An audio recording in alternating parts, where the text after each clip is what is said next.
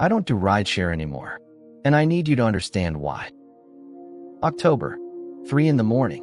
A decision that should have been simple. Accept the ride. Pick up the passenger. Drop them off. Except some passengers aren't going where they say they are. I'd been driving nights for 8 months. Good money. Surge pricing. Bar crowds. Airport runs. I had pepper spray. I had protocols. I had rules. I thought I was prepared for anything. I wasn't. Tuesday night, 2:45 a.m. A ping. $70 to Gresham. 40-minute drive. Passenger name, Marcus. Rating, 4.9 stars. Everything looked normal.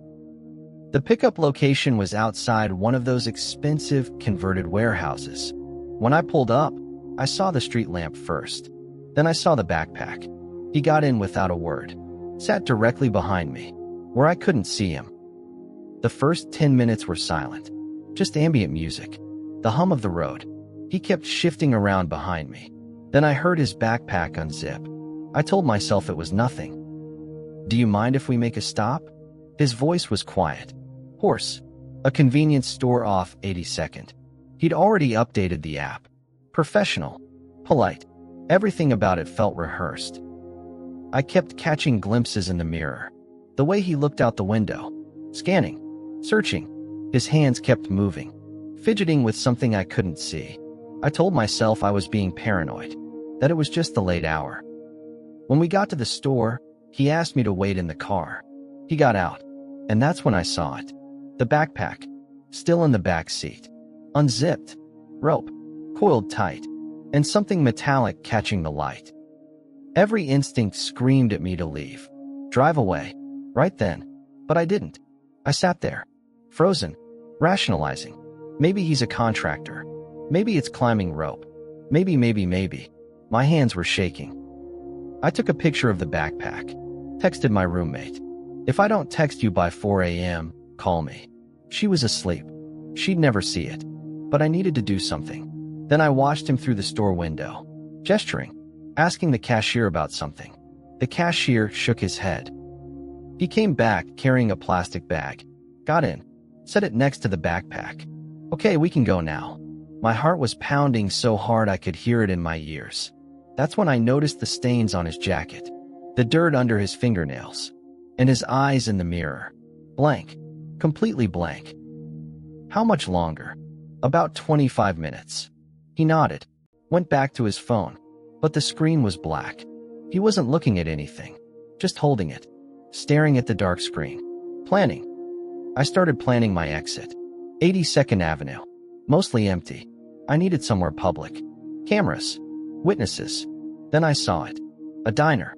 24 hours. 2 miles ahead. That was my move. But then he spoke. Actually, change of plans. Take the next left. The GPS showed a residential area. Away from the main road. Away from people. I can't do that unless you update the app. Just turn left. His voice had changed. Firm. Commanding. Ice ran down my spine. He leaned forward. Right behind my head. I could feel him there. Turn left at the next light. I saw the diner ahead. Neon sign bright against the dark. And I made my choice. I swerved right into the diner parking lot. Slammed the brakes. Threw it in park. Jumped out. Engine still running. Ran. When I reached the door and looked back, he was still in my car. Just sitting there. Watching me through the window.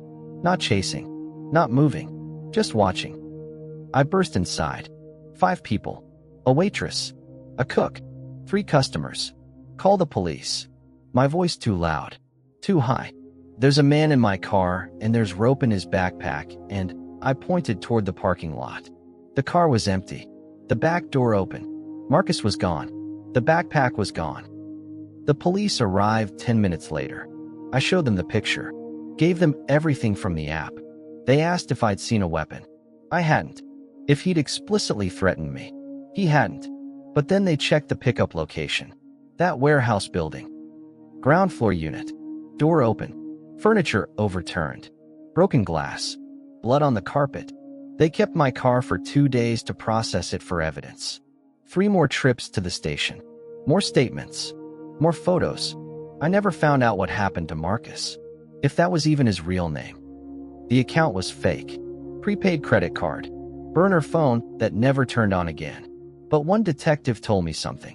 Based on what they found in the timeline, I had interrupted something. If I'd been 5 minutes later, if I'd picked someone else, whatever was happening in that apartment might have ended very differently. And then he told me something else. Something I think about every single day. The rope in that backpack matched rope from 2 other crime scenes. Over the past year, scenes where things ended badly. I deleted the app that night. I still deliver food now. Packages. Anything that doesn't involve strangers in my car. Because that night I learned something. Sometimes your gut tells you something's wrong before your brain can figure out why.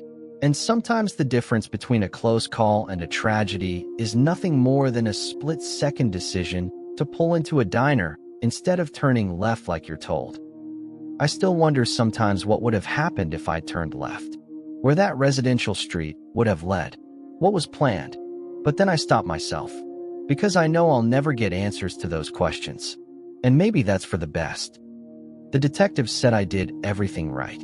My decision to go somewhere public probably saved my life. But here's what keeps me up at night. It wasn't training that saved me. It was pure instinct and a whole lot of luck. And the terrifying truth is thousands of rideshare drivers are out there right now picking up strangers at 3 in the morning. Most of them will never have to use that instinct. But some will. And I hope they trust it when they do. Because the person getting into your backseat at 3 in the morning might not be going where they say they are. They might not be Marcus at all.